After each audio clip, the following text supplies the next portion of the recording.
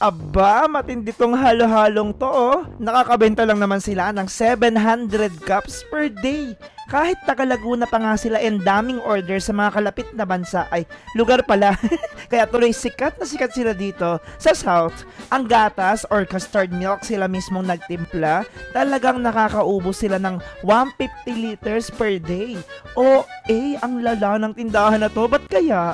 Hay mga kaitis, Juanas, halo-halong pamagat ng store. Ang lokasyon Block 2, Lot 17, St. Rose 2, Main Road, Binyan, Laguna.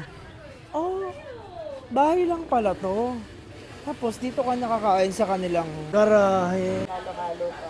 Ah, yan. Saging, sago, Sago, green galamang, agulaman, beans, beans.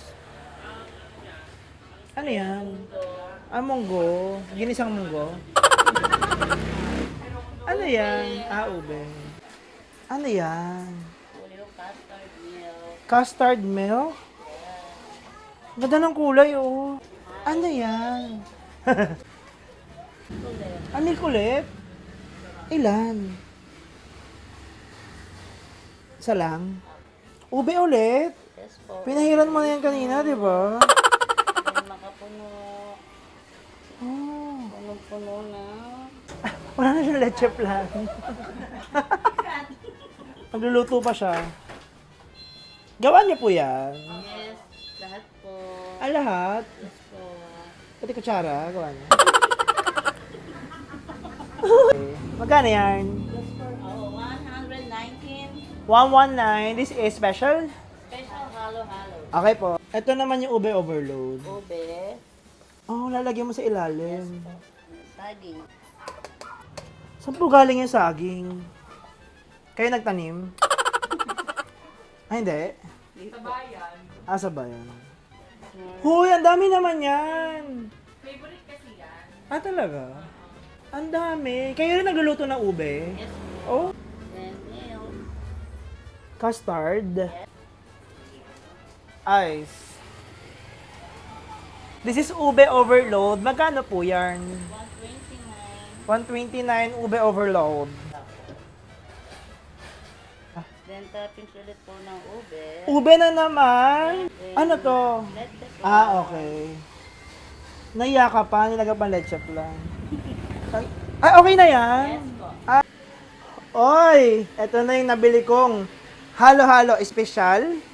At saka ube overload dito sa Juanas, Binyan, Laguna. They have 3 branches. Sa Bayan, sa San Pedro, at saka dito sa kanilang bahay mismo. Dito sa St. Rose 2 Village, Casile, Binyan, Laguna. Finally, napuntahan ko rin yung pinakasikat na halo-halo dito sa Binyan, Laguna. Special halo-halo. Nakita nyo naman ang lahok kanina. Napakadami. Pero ang dami rin niyang custard. Custard ang tawag sa milk. Sila mismo nagtimpla at nagluto. Very, very special. Tapos, try mo natin yung ube. Ang cute ng ang cute ng spoon. Kulay pink.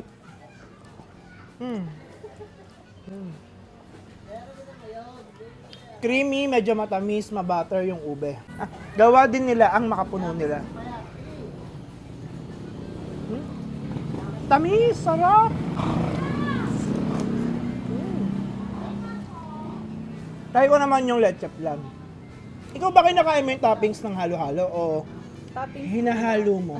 Mas maganda para sa akin. Toppings muna. Oo. Ay, leche plan. Puro pulang itlog. Medyo nahalo ko na siya ng bahagya. Talit ng kutsara. Oh, para cute. Ang hirap kumuha ng lahok.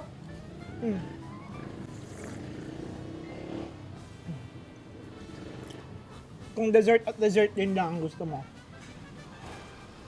Super highly recommended. Juanas halo-halo special kasi matamis na yung lahok niya eh. Tapos yung gatas, di masyado matamis. May ano siya, may linamnam na taglay.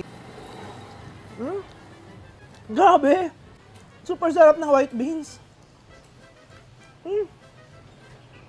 Yung munggo. Ginisa, may bakong sibuyas. Joke. Alam mo, ang bigat-bigat ng halo-halo nila. For just 119 pesos. Malayo siya dun sa mga binibenta sa mall.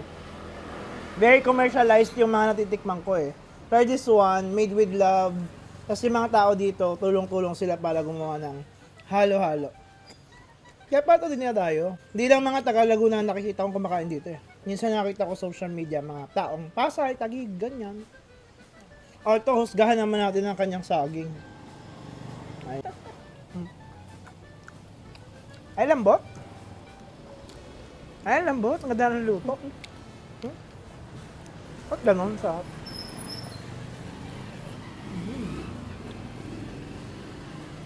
Matamis, pero ang sarap. This is the ube overload worth 129 pesos. Uy, grabe. Nakita niyo naman kung paano ginawa yun kanina. O-A sa dami ng ube. No? Ito talaga yung pinagmamalaki niyang ube. Oh. Ang lambot! Toppings pa lang yan, pero napakadami niyang pinahid sa ilalim.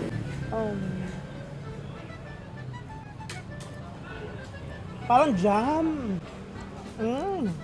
Magatas. Harap. Boost.